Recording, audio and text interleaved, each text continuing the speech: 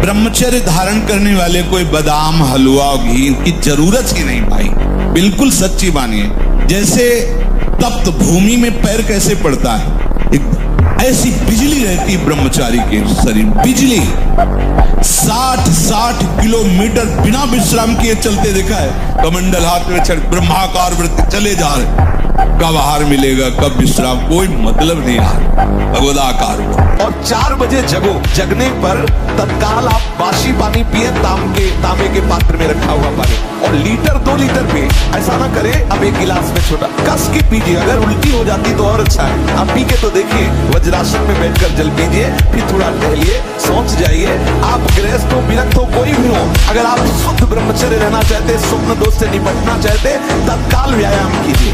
अभ्यास गलत किया है, कोई भी देवता तुम्हें नहीं बचा सकता। गलत अभ्यास किया है, अपना नाश स्वयं कर रहे हो, किसी देवता या किसी का दोष नहीं। काले कर्म ईश्वर मिथ्या दोष लगा है। ये आचरण गंदे बंद करो बच्चा।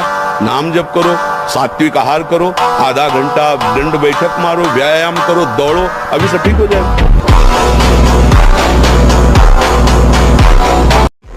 जो ब्रह्मचर्य रहता है उसे शरीर बल, मनोबल, बुद्धि बल, वचन बल, ये सब जागृत हो जाता है। वचन बल जो बोला वही लागू हो गया, जबरदस्ती आपको मानना पड़ेगा।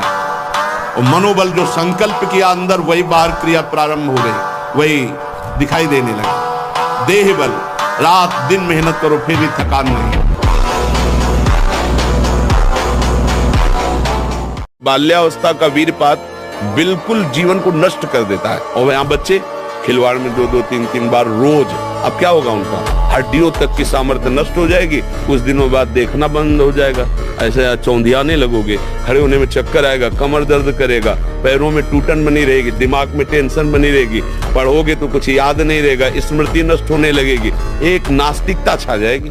देखो ब्रह्म मुहूर्त में उठ के देखो आप 4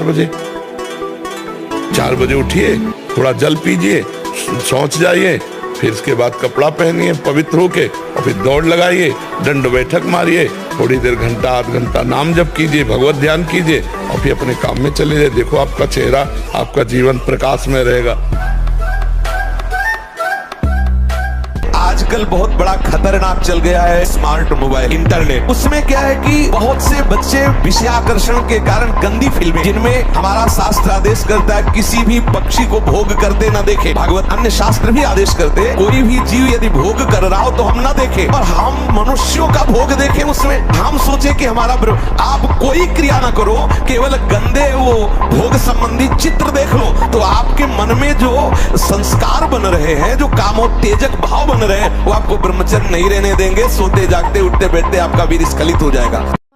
6-6 घंटे पद्मासनों पर बैठा, बिना हिले डुले, भीषण कष्ट हुआ पर उसे शांत, तो सुषुम्ना नाड़ी खुली, वीर ऊर्ध्वगा में प्राणायाम के द्वारा प्राणों का संयम, शरीर को व्यायाम के द्वारा स्वस्थ, आसनों के द्वारा वश में कर लेना, आहार के द्वारा पवित्र बुद्धि करना, इंद्रिय भोगों का दृश्य श्रवण संभोग इनसे दूर रहना, इंद्रिया पवित्र, तब जाके वीर ऊर्ध्वगामी होता है। उसे कहते हैं अखंड ब्रह्मचारी। ब्रह्मचर्य का नाश करता है। देखने से बदसूरत नजर आने लगे, चाहे जितना गोरा हो, चाहे जितना ऊपर से चिकनाहट लगाए हो, लेकिन उसके कपोल और नेत्र बदसूरत होंगे। चिकनाहट से मतलब नहीं है, एक आकर्षण होता है भागवती, होश में नहीं होगा।